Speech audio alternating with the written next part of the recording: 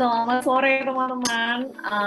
Salam kenal kembali. Nama saya Gita Syahrani, mewakili Sekretariat Lingkar Pemerintah Anindarini atau biasa dipanggil Mbak Ninda, Program Director at Indonesian Center for Environmental Law atau ICEL, UK alumni di University of Aberdeen. Sama seperti aku nih, sama-sama dari Scotland juga. Langsung saja sudah muncul ketiga pembicara kita di layar. Dan berkaitan dengan itu, satu hal yang tadi buat saya membekas sekali itu adalah ketika ada salah satu bintang gitu ya yang bicara bahwa belajar di UK itu adalah sebuah proses you being prepared for a bigger role gitu ya.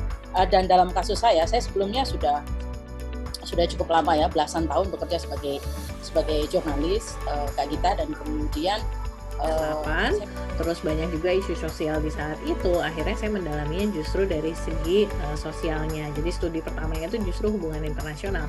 Nah, waktu lanjut studi beasiswanya ke UK, waktu itu saya nyari bisa nggak sih saya masih masuk ke bidang teknologi. Dan di saat itu ternyata Universitas Nottingham itu membiarkan saya untuk mengambil degree-nya. Karena to be honest, aku pernah punya penyakit TBC.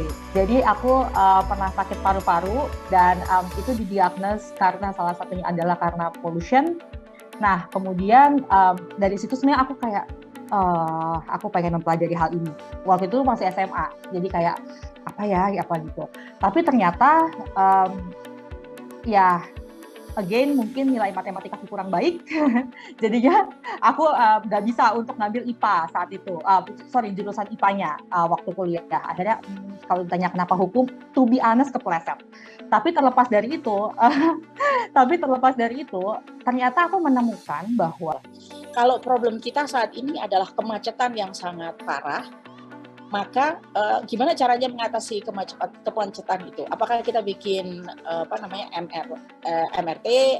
Aku ingin cerita sedikit aja, 1 menit, gimana kemudian ini berdampak kepada teman-teman atau masyarakat yang di Tapak, dan gap-nya adalah kemudian bagaimana masyarakat ini gitu, masyarakat yang ada di Tapak itu memahami apa sih dampaknya kepada konteksnya perempuan juga di STEM. Kayaknya kesannya kalau STEM tuh hal yang baru gitu. Padahal kita dari sekolah gitu sekarang kurikulum juga matematika, biologi, geografi, sejarah itu juga sebenarnya ada dasar keilmuannya. There's the scientific element di sana. Kemudian kalau bicara tentang engineering gitu, sekarang juga ada pembuatan peta, itu sebenarnya juga udah pakai teknologi ya. Dan kenapa peran perempuan juga menjadi penting, terutama kalau aku mengangkatnya itu tentang wanita yang muda ya, jadi pemudi. Karena sekarang situasinya angkatan kerja perempuan yang bergerak di bidang sains, teknologi, engineering, dan math itu cuma 28%, 25%, angkanya bisa sekitaran segitu ya. Mengakhiri dari sisi sesi barusan dengan beberapa kesimpulan yang mudah-mudahan menggambarkan diskusi dari tadi itu sebetulnya next step going forward-nya seperti apa. Tapi buat teman-teman yang masih ada di sini sambil kesimpulannya dibacain, aku sebetulnya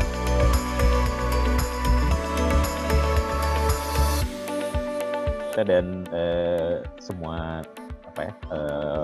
narasumber gitu ya, Mbak Dewi, Mbak Ninda sama Lisha. Menarik sekali tadi, diskusinya sangat rame gitulah ya.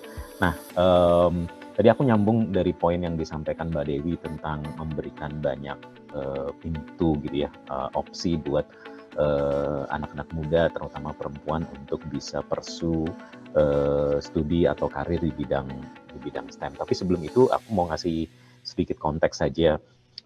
Tentu beasiswa itu sudah banyak ya, apalagi LPDP gitu kan sudah cukup banyak ya, ribuan jumlahnya. Nah, British Council dengan keterbatasan grant yang kita kolaborasi yang sangat menyenangkan sih sebetulnya di masa depan. Tentunya untuk Indonesia yang lebih ramah lingkungan, ramah sosial, Indonesia yang lebih lestari, dan untuk Indonesia dengan kaum muda yang juga lebih progresif lagi. Terima kasih banyak untuk antusiasmenya teman-teman. Saya Gita Syahrani mewakili Lingkar Temu Kabupaten Lestari dan juga alumni UK mengundurkan diri. Mohon maaf kalau ada kesalahan dan sampai jumpa di kesempatan berikutnya. Terima kasih banyak. Bye.